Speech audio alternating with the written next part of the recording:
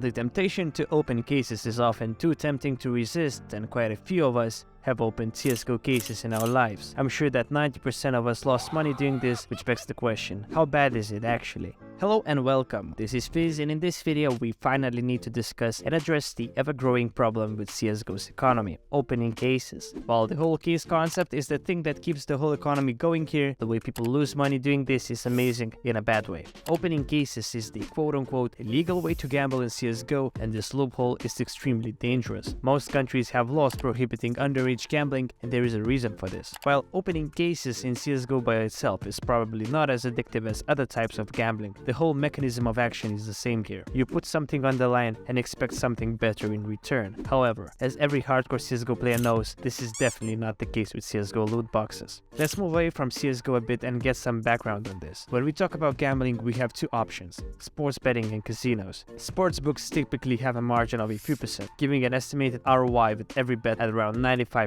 In other words, you are mathematically expected to lose 5% of your stake with every bet. When we get to casinos, the concept is the same again. The odds are against you. Whether you play table games or slots, your return on investment is typically at around 95% once again. That implies that mathematically you're expected to lose 5% of your stake with every play. Remember these magic numbers as they will soon get important. Now let's get back to CSGO. With the release of CSGO in China, we finally got to know the real odds of getting a knife and other expensive skins. And surprise, surprise, these odds are not great. When we go to csroi.net, we can see the estimated ROI for each case and capsule in the game. Currently, there are 5 cases in the prime drop pool, that being Snakebite, Fracture, Dreams and Nightmares, Recoil, and Revolution cases. So, technically, people are the most likely to open these cases as they are the most popular at this point. The numbers are terrible when we look at the estimated return on investment by opening the aforementioned capsules. Snakebite case has almost a 55% ROI, Fractures at around 54.5%, Dreams and Nightmares have an ROI of almost 52%, while Recoil and Revolution cases are at around 65% and 82% respectively. Since, at the time of making this video, Revolution case is a fairly new addition to the drop pool, the ROI numbers on it are relatively high, but they should move down soon. Do you remember the magic number I was talking about before? Yes, the typical ROI while gambling is somewhere around 95%, and in CSGO it's almost twice as bad.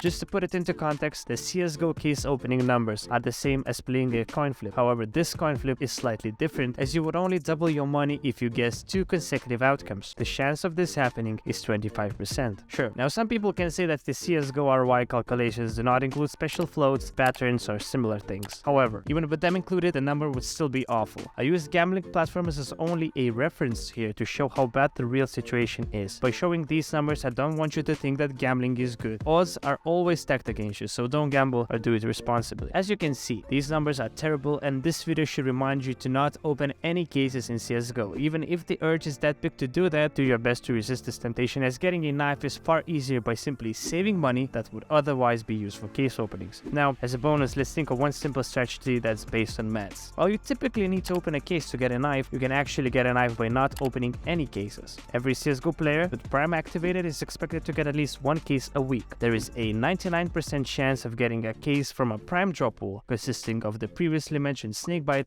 Fracture, Dreams and Nightmares, Recoil, and Revolution cases. For the sake of simplicity, let's assume that the chance of getting them is 100%. This means that mathematically a player is expected to get around 80 euro cents every week. If we exclude the new expensive case, a player is expected to get around 39 cents each week. The cheapest knife on the Steam market is at 68.51 euros at the time of making this video. So, on average, it would take 86 weeks to get a knife by just purely getting cases from a weekly drop and not opening them. Moreover, this calculation does not include a possible price inflation for them. Yes, I know, it's not easy, and the temptation to get rich fast might overcome this simple logic. Still, I want to remind you that opening cases are among the worst possible financial decisions possible. This video was a bit different, but I hope you liked it. If so, please subscribe, leave a like, and drop me your opinion in the comment section down below. And I will see you in the next video.